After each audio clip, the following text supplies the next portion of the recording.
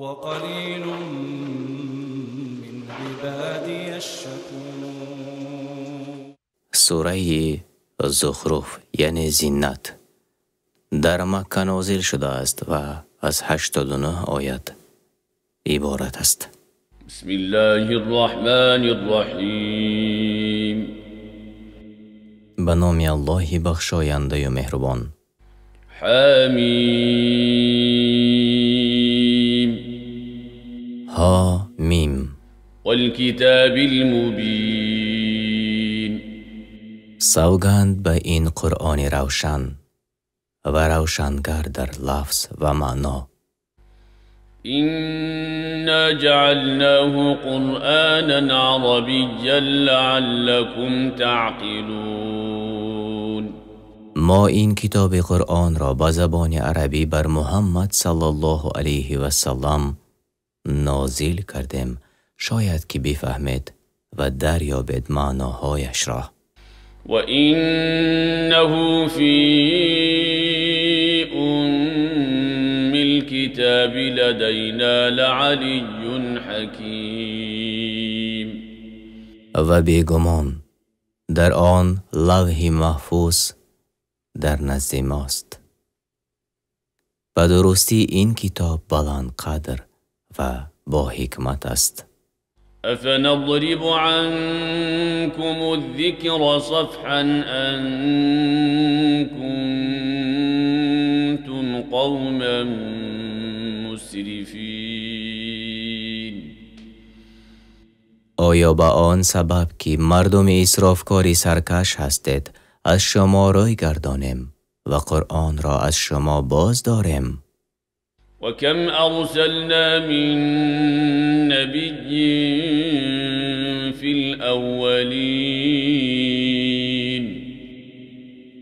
چقدر پیامبران را در میان پیشینیان فرستادیم و ما یأتیهم من نبی الا كانوا به یستهزئون.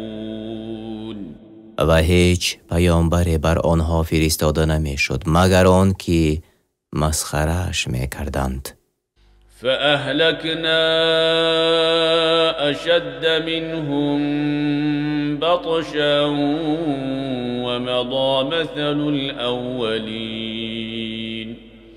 پس ما کسانی را هلاک کردیم که نیرومندتر از اینها هم بودند و قدرتی زیادتری هم داشتند و نمونه از قصه پیشینیان گذشته است که برخی از آنها را برایتان بیان کردیم.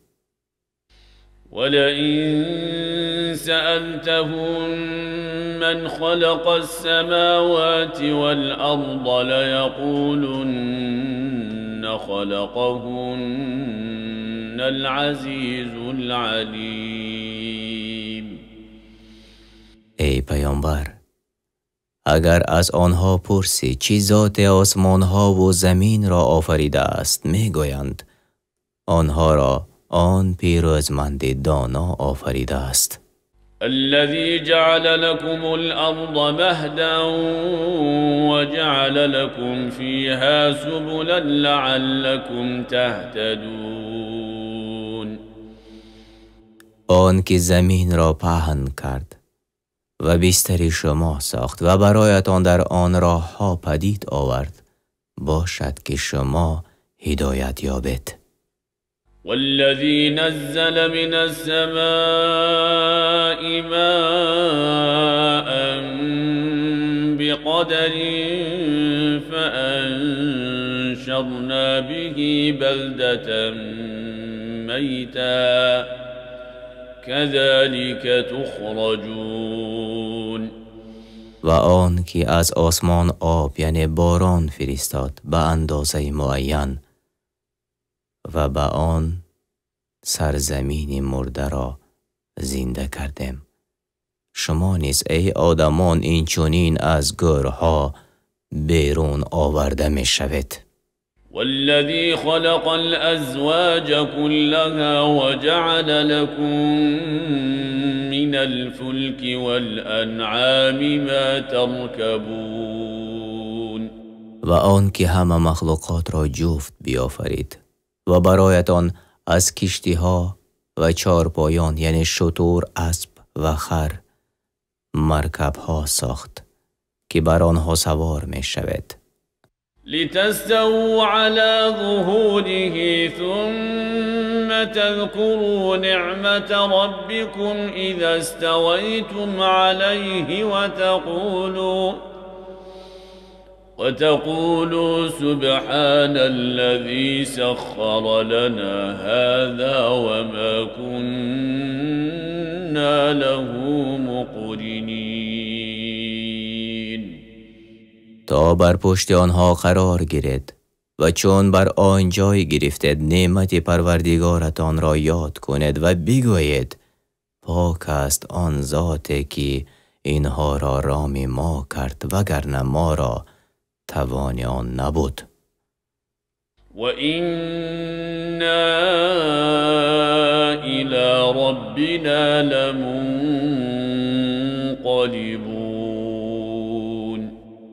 و بیگمان ما به سوی پروردگارمان باز می‌گردیم. وجعلوا له من عباده جزءا إن الإنسان لكفور مبين. و آن مشرکان برای الله از میان بندگانش فرزند مقرر کردند. هر آینه آدمی ناسپاسی آشکار است. یعنی فرشتگان دختر الله‌اند. گفتند تفسیر سعدی. ام اتخذ مما يخلق بنات واصفاكم بالبنين. آیا از آنچه می آفریند برای خود دختران را برگرفت و شما را با پسران برگزیده است؟ وَإِذَا بُشِّرَ أَحَدُهُم بِمَا ضَرَبَ لِلرَّحْمَنِ مَثَلًا ظَلَّ وَجْهُهُ مُسْوَدًّا وَهُوَ كَظِيمٌ.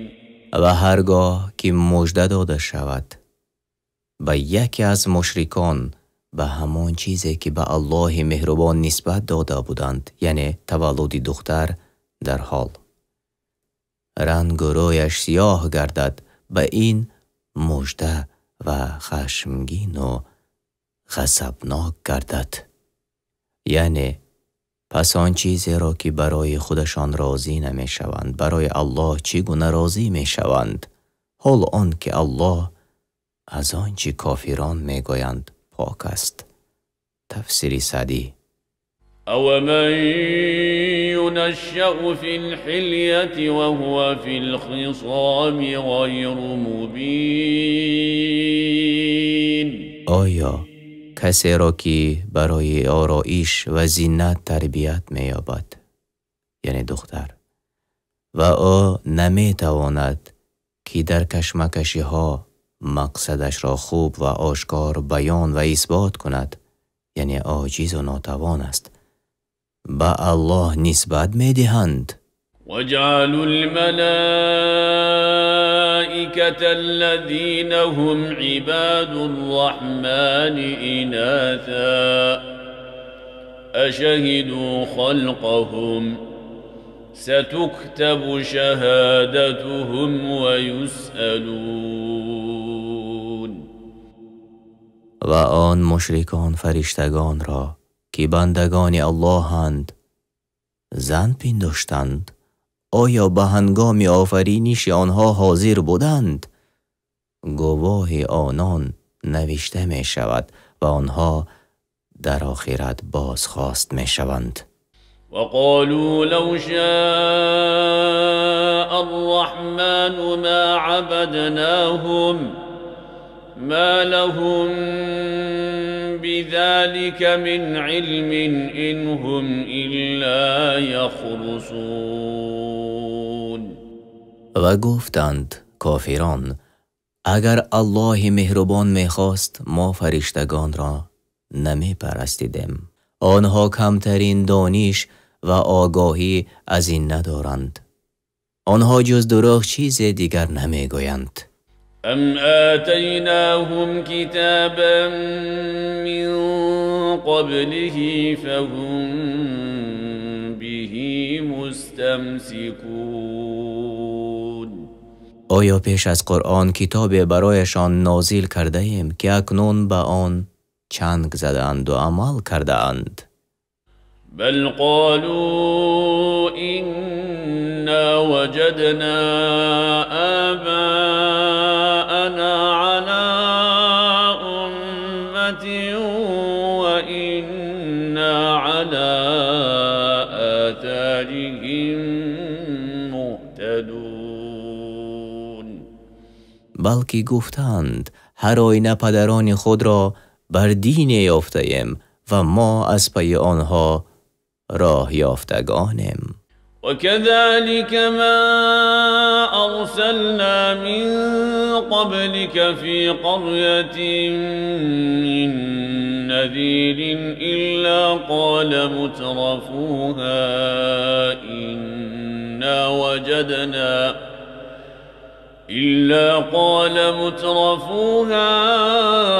إنا وجدنا آباءنا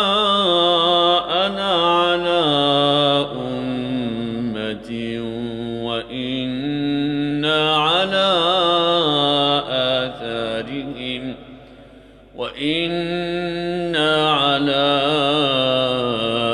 آثارهم مقتدون. و همین گونه نفرستادیم پیش از تو ای پیامبر در شهر و ده پیامبران را مگر که بعد فرستادن اشراف و سرداران آن شهر و ده گفتند بگمان ما پدران خود را بر دین یافتیم، البته ما راه و رویش پدران خود را پیروی میکنیم. قال اولو جئتكم بأهدى مما وجدتم عليه آباءكم قالوا إنا بما أرسلتم به كافرون. پیامبرشان به آنها گفتند آیا من دینی را برای شما آورده باشم که هدایت بخشتر از آن باشد که پدرانتان را در آن یافتید؟ باز از آن دین پیروی میکنید. گفتند ما به آن پیامبر و رسالتی که شما یافتید باور نداریم. فانتقمنا منهم فانظر كيف كان عاقبة المكذبين. پس از آنها انتقام گرفته عذابشان کردیم. پس ای پیامبر بنگر که عاقبت دروغ برآورندگان چگونه بوده است. یعنی پس هشدار ده قومت را اگر مانند آنها رفتار کنند مثل آنان عذاب کرده شوند. وَإِذْ قَالَ إِبْرَاهِيمُ لِأَبِيهِ وَقَوْمِهِ إِنَّنِي بَرَاءٌ مِّمَّا تَعْبُدُونَ. و یاد کن ای پیامبر چون ابراهیم به پدر و قومش گفت البته من از آنچه شما می پرستید یعنی بت‌ها بیزارم. إلا الذي فطرني فإنه سيهدين. بجز آن معبودی که مرا آفریده است پس البته او مرا راهنمایی خواهد کرد. وجعلها كلمة باقية في عقبه لعلهم يرجعون. و ابراهیم این سخن را یعنی کلمه لا اله الا الله را در میان فرزندانش پاینده و باقی گذاشت باشند که به سوی عبادت الله باز کردند. بل متعت هؤلاء وآباءهم حتى جاءهم الحق ورسول مبين.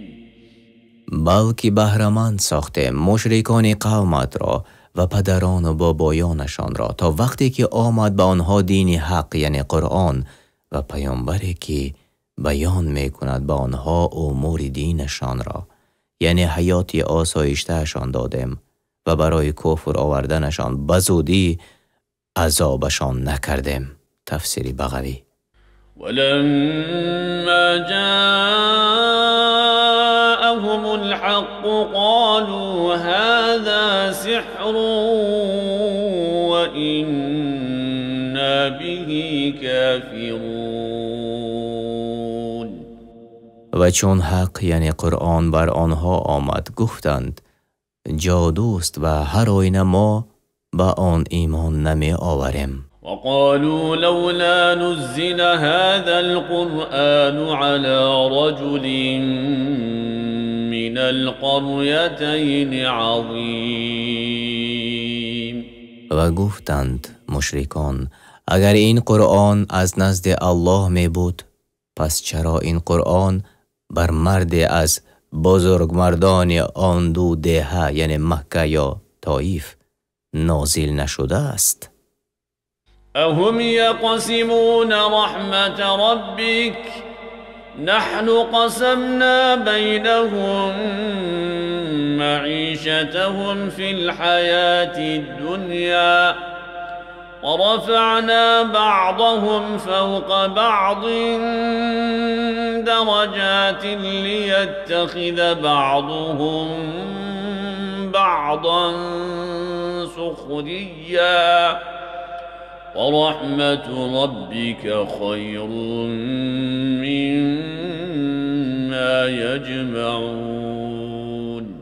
آیا آنان رحمت پروردگارت را تقسیم می کنند یعنی پیامبری را حال آن که ما معیشت روزگذرانی آنها را در این زندگی دنیا میانشان تقسیم می کنیم و بعضی را به مرتبه بالاتر از بعض دیگر قرار دادیم یعنی بایو کم بغل ساختیم تا بعضی دیگر را به خدمت گیرند و رحمت پروردگارت یعنی در آمدنشان به جنت از آنچه آنها جمع آورند از مال و دنیا بهتر است. ولولا ان يكون الناس امة واحدة لجعلنا لمن يكفر بالرحمن لبيوتهم سقفا من فضة ومعارج عليها يظهرون. و اگر این احتمال نمی بود که مردم در گمراهی همه یک گروه می شوند یعنی دین کفر را اختیار می کنند ما برای کسانی که به الله مهربان کفر می ورزند خانه های با سقف های از نقره فراهم می آوردیم و برای آنان ناربان های از نقره قرار می دادیم که با آنها بالا روند. ولبيوتهم أبوابا وسررا عليها يتكئون وزخرفا وإن كل ذلك لما متاع الحياة الدنيا والآخرة عند ربك للمتقين. و برای خانه هایشان درهای از نقره قرار می دادند و تخت های نقرگین که بر آنها تکیه زدند آماده می ساختیم و از هر گونه زینت برایشان قرار می دادیم و اما همه اینها بهره‌مندی ناچیز و دنیوی است حال آن که آخرت یعنی جنت در نزد پروردگار تو برای پرهیزکاران است. و من يعش عن ذكر الرحمن نقيض له شيطانا فهو له قرين. هر کس که از یاد الله مهربان یعنی قرآن روی گرداند، شیطان بر او وابسته میکنیم که او را در دنیا گمراه میسازد، پس او همیشه همراهش باشد. وإنهم ليصدونهم عن السبيل ويحسبون أنهم مهتدون. و البته شیطان ها باز می دارند کافران را از راه راست، یعنی به زینت دادنشان گمراهی را و بعد نشان دادنشان ایمان به الله را، ولی کافران خود را هدایت یافته می حسابند. حتى إذا جاءنا قال يا ليت بيني وبينك بعد المشرقين فبئس القرين. تا آنگاه که نزد ما آید گوید کافر به شیطان ای کاش میان من و تو دوری می بود به مثل مسافه مشرق و مغرب، زیرا بسیار بد هم نشین بودی تو برای من در دنیا. ولن ينفعكم اليوم إذ ظلمتم أنكم في العذاب مشتركون. و گویم فایده نکند شما را دیگر پشیمانی، زیرا که ظلم کردید به سبب اختیار نمودنتان کفر را، پس شما در چشیدن عذاب با یکدیگر شریک باشید. افأنت تسمع الصم او تهدی العمی ومن كان في ضلال مبین. آیا تو ای پیامبر میخواهی به ناشنوایان، یعنی آن کارهایی که الله آنها را کار گردانیده است، از شنیدن حق و کارهایی را که از دیدن حق کار کرده است سخن بشنوانی، یا کارانی را که در گمراهی آشکار هستند راه بنمایی؟ این در عهده تو نیست، هدایت در دست الله است. فإما نذهبن بك فإنا منهم منتقمون. پس هرگاه تو را ای پیامبر از این دنیا ببریم، البته ما از آنها انتقام میگیریم. او نرینک الذی وعدناهم فإنا علیهم مقتدرون. یا عذابی که به آنها وعده دادیم به تو نشان خواهیم داد، زیرا ما بر آنها توانا هستیم. فاستمسك بالذي أوحي إليك إنك على صراط مستقیم. پس محکم نگه دار ای پیامبر آنچه را که الله در این قرآن به تو امر کرده است، البته تو بر راه راست یعنی دین اسلام قرار داری. وَإِنَّهُ لَذِكْرٌ لَكَ وَلِقَوْمِكَ وَسَوْفَ تُسْأَلُونَ. و البته این قرآن برای تو و قومت پنده است، زیرا که به زبان آنها نازل شده است و از دیگرها دیده باید آن را خوبتر بفهمند و به زودی پرسیده می شود از شکرگزاری و عمل کردن به قرآن. واسأل من أرسلنا من قبلك من رسلنا أجعلنا من دون الرحمن آلهة يعبدون. و بپرس ای پیامبر آن پیامبرانی را که فرستاده بودیم پیش از تو، آیا جز الله مهربان دیگری را برای پرستش آنها قرار داده بودیم؟ یعنی نه، بلکه تمام پیامبران مردم را به عبادت الله یگانه دعوت نموده بودند. ولقد أرسلنا موسى بآياتنا إلى فرعون وملئه فقال إني رسول رب العالمین. و همانا موسی را همراه با معجزه های خود بر فرعون و سرداران قومش فرستاده ایم و گفت هر آینه من فرستاده پروردگار جهانیانم. فلما جاءهم بآياتنا إذا هم منها يضحكون.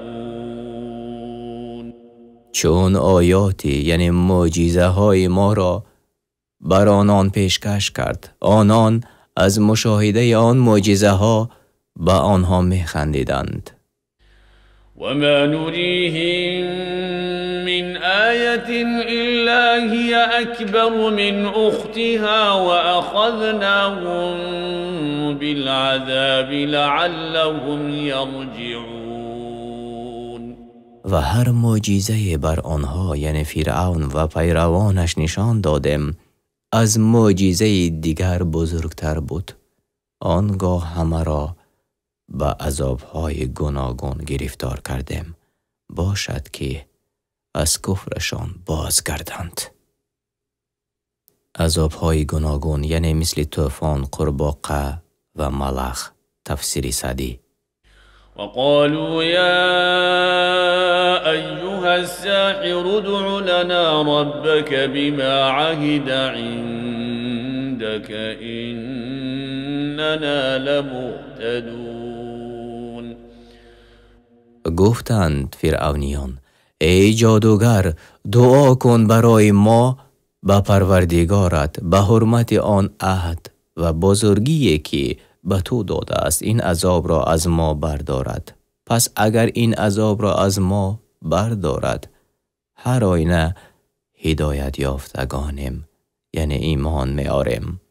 یعنی جادوگران در زمان فرعون آدمان بزرگ و دانشمند به حساب می رفتند. از این لحاظ آنها موسی را به این صفت ندا کردند. فلما كشفنا عنهم العذاب اذا هم ينكثون. چون عذاب را از آنها برداشتیم به شرافت دعای موسی این هنگام آنها پیمان خود را شکستند، یعنی ایمان نآوردند. ونادى فرعون في قومه قال يا قوم أليس لي ملك مصر وهذه الأنهار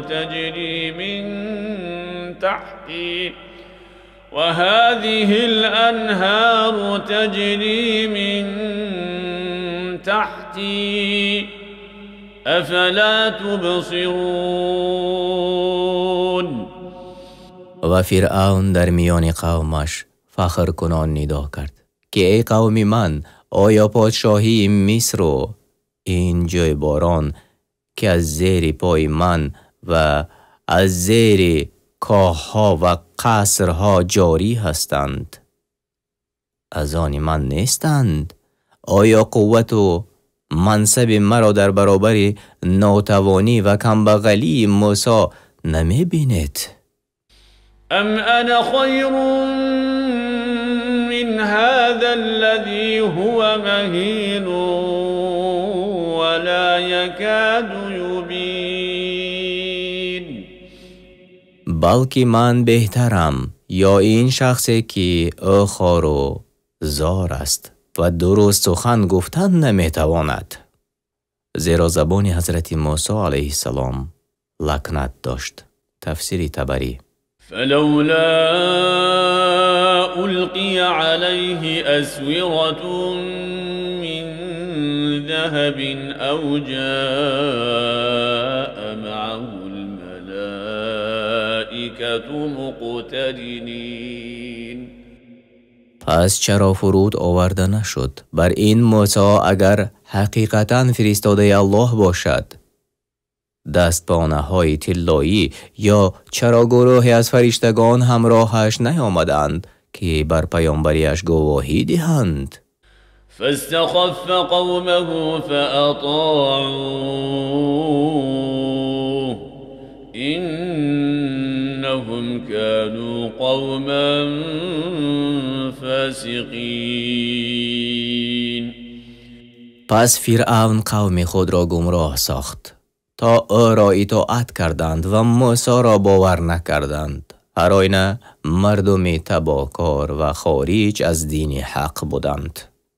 فلما آسفونا انتقمنا منهم فأغرقناهم اجمعین.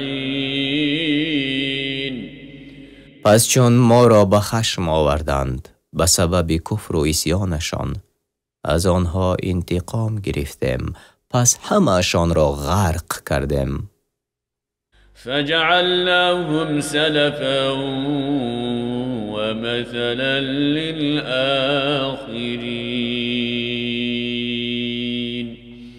سپس آنان را در شمار گذشتگان و عبرت برای آیندگان قرار دادیم. یعنی کسانی که مثل آنها عمل کنند این چنین به عذاب گرفتارشان می‌سازیم. ولما ضرب ابن مریم مثلا اذا قومك منه یصدون. و چون فرزند مریم به عنوان مثال ذکر شد، آنگاه قوم تو از آن آواز بلند برداشته ریشخند میزنند. یعنی می گفتند پرستش عیسی ابن مریم مثل پرستش بوتان است. تفسیر سعدی. وقالوا آلهتنا خیر ام هو ما ضربوه لك الا جدلا بل هم قوم خصمون. و گفتند مشرکان ای فرستاده شده، آیا معبودان ما بهترند یا آین عیسی؟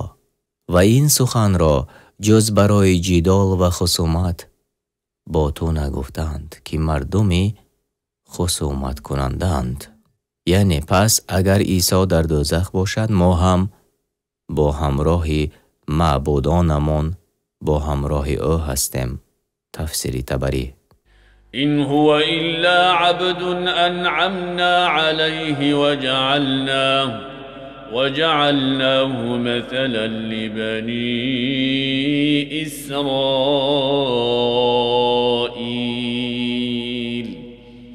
او یعنی عیسی تنها بنده است که پیامبری را انعام کردیم بر او و او را عبرت و مثال برای بنی اسرائیل ساختیم.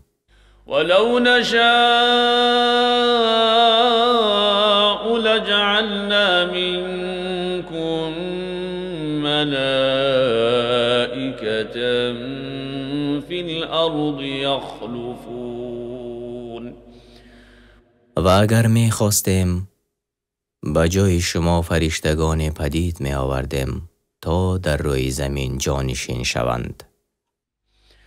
وإنه لعلم للساعة فلا تمترن بها واتبعون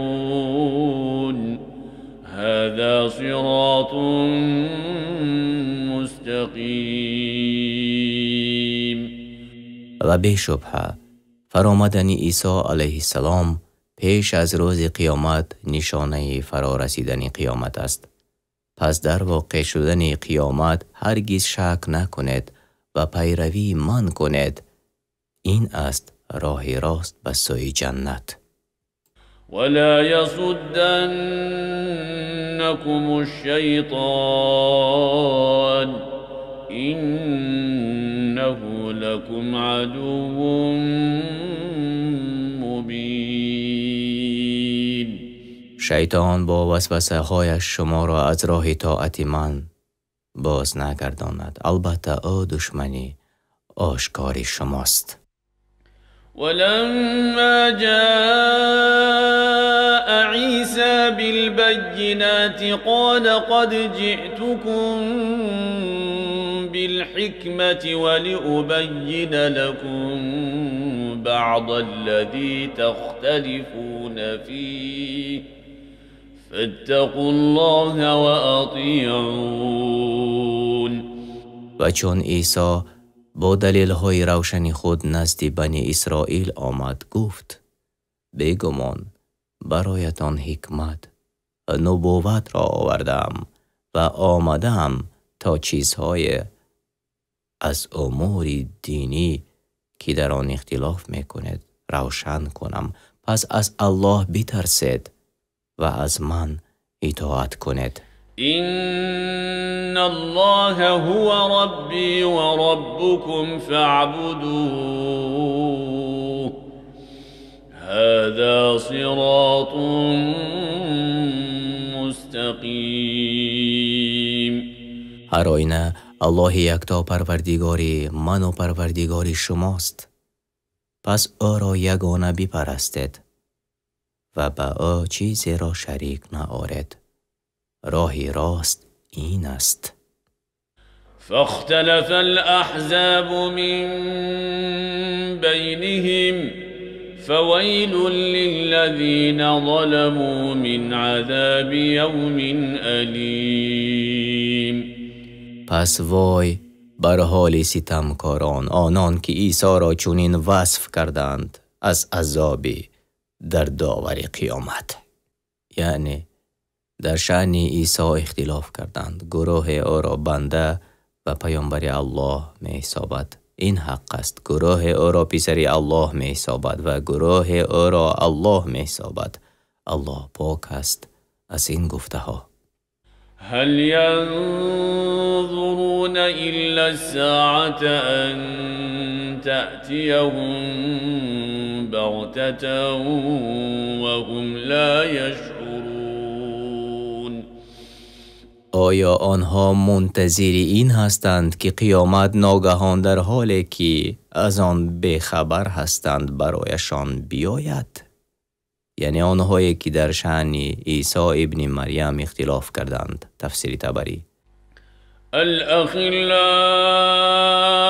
يومئذ بعضهم لبعض عدو إلا المتقين. دوستان در آن روز دشمنی یکدیگر خواهند بود مگر پرهیزگاران. معنای دوستان یعنی گناهکاری که در دنیا با هم دوست بودند. تفسیر طبری.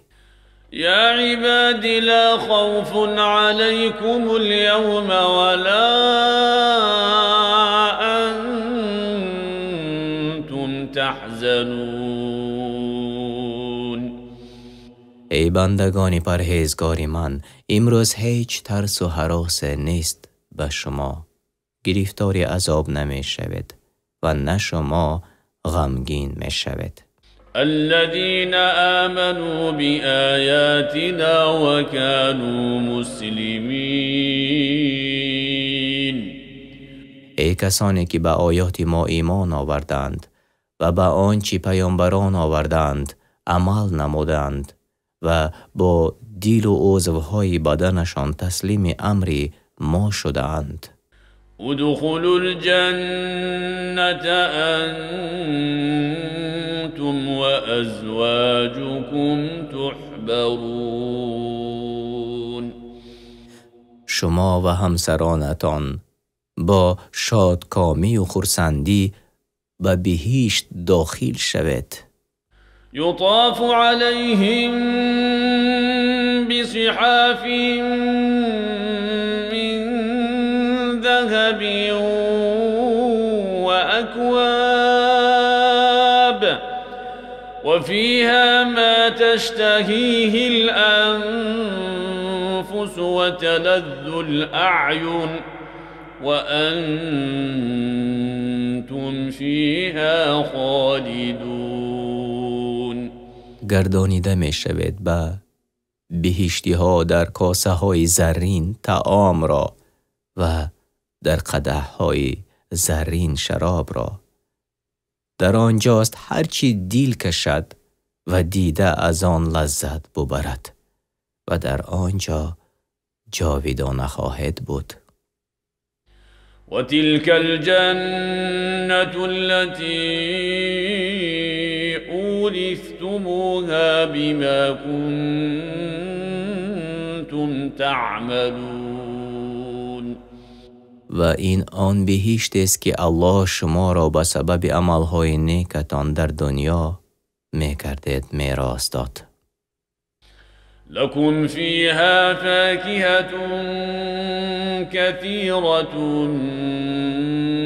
منها تأكلون. در آن جنت برایتان میوه های بسیار است که از آن میخورید.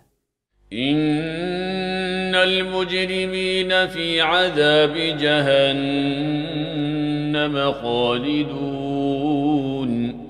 هر آینه گناهکاران در عذاب جهنم جاویدانند.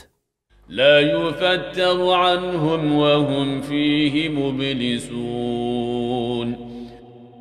عذابشان کم نمی شود و آنها از رحمت الله ناامیدند. وما ظلمناهم ولكن كانوا هم الظالمين. و ما به آنها ستمی نکرده ایم تا آنها را به عذاب گرفتار کنیم، بلکه آنها به سبب شرک آوردنشان به الله یگانه خود ستمگار بودند. ونادوا يا مالك ليقض علينا ربك ونادوا يا مالك ليقض علينا ربك قال إنكم ماكثون. و دوزخی ها فریاد برآوردند که ای مالک دوزخ، کاش پروردگار تو ما را بمیراند تا از این عذاب خلاص شویم.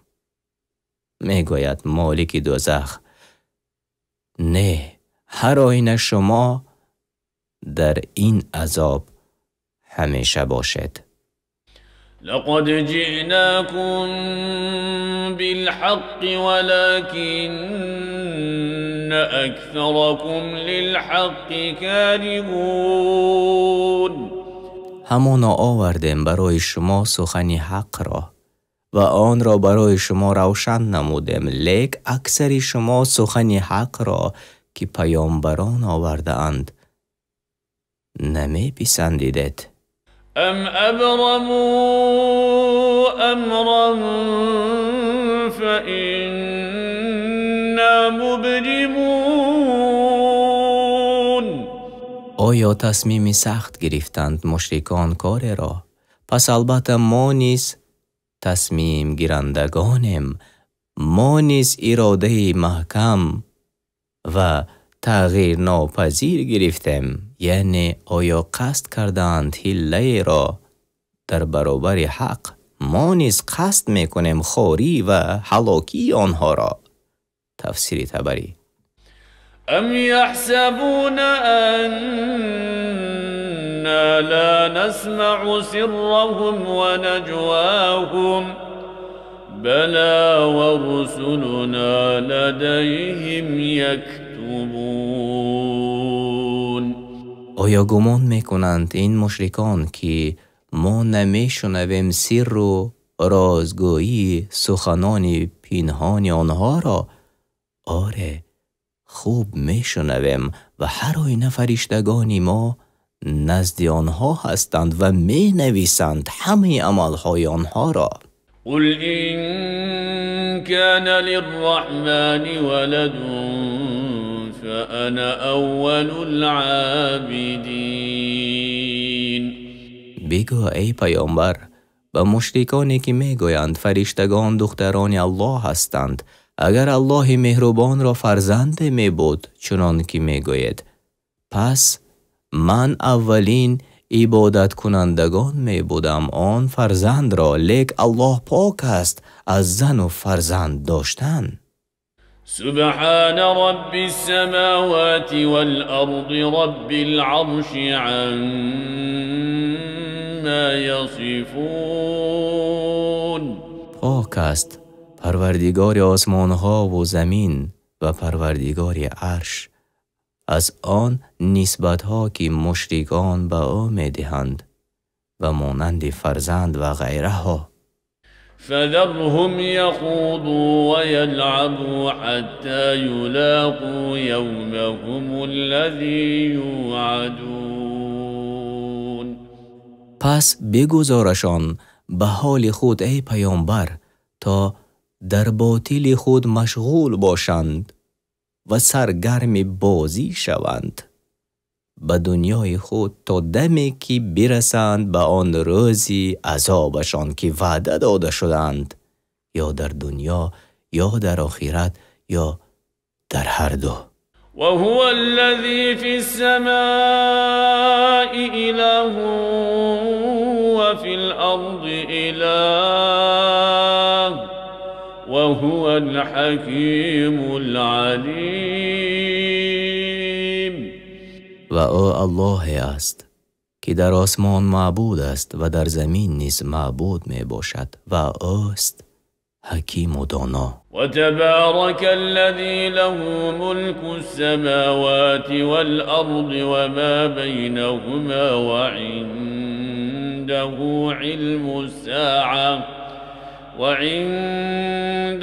علم الساعة وإليه ترجعون.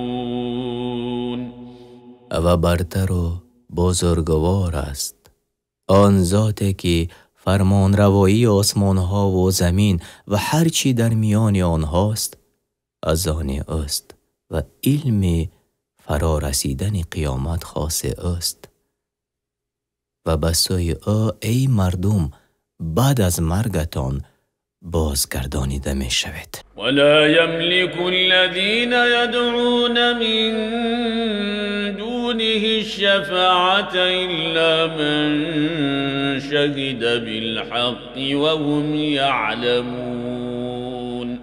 و کسانی را که به جای او عبادت می کردید قادر به شفاعت کسی نیستند مگر کسانی که از روی علم به حق شهادت و گواهی داده باشند و الله را به یگانگی پرستیده و پیامبری محمد صلی الله علیه و سلم را اقرار کرده باشند. ولئن سألتهم من خلقهم ليقولن الله فأنا يؤفكون. و اگر از آنها ای پیامبر بپرسی کی آنها را آفریده است، البته می گویند الله. پس چرا از عبادت الله روی می گردانند؟ وقیله یا رب این هؤلاء قوم لا یؤمنون. و الله آگاه است از گفتار محمد صلی الله علیه و سلم که گفت ای پروردگار من، هر آینه اینها مردمی هستند که ایمان نمی آورند. فاصفح عنهم وقل سلام فسوف يعلمون.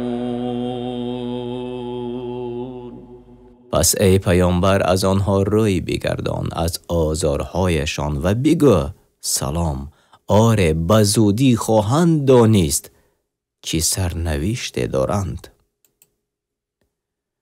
معنای سلام یعنی اهل ادراک و تمیز چنین است که در مقابل بدی آنان بدی نمی کنند. تفسیر سعدی. قرآن کریم و ترجمه معنای آن در روش تفسیر میسر به زبان تاجیکی.